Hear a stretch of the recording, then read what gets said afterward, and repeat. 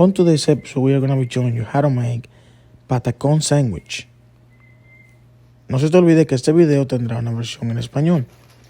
The first thing we are going to be doing is we are going to be cutting the ends of the plantains, and we are going to use our hands to take the peel off the plantain. Make sure that you take very well the peel off of the plantain. Now what I'm going to do is I'm going to cut the plantain in half. I'm going to make a vertical cut into the plantain and make sure that it's in the middle of the plantain so this amazing plate can be uniform. Guys, don't forget to subscribe to my channel, leave your comment down below, hit the bell for notification, and of course, like this content. Right here, I'm cutting the second plantain that I'm going to be using today.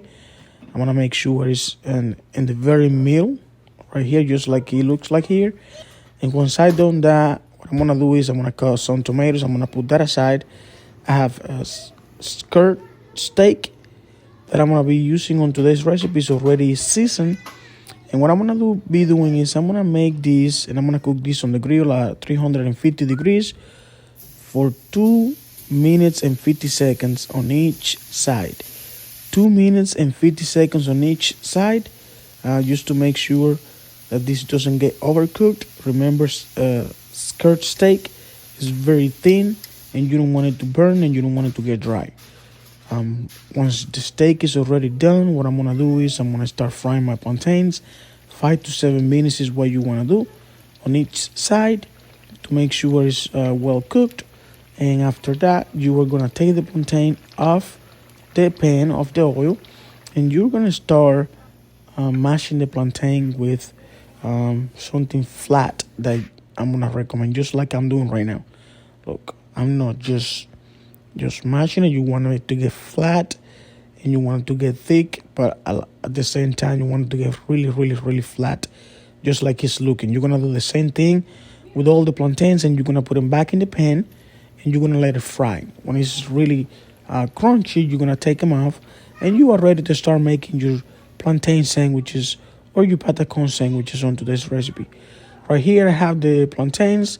I'm going to add some meat, the asada meat. I'm going to put a little bit of tomatoes, lettuce.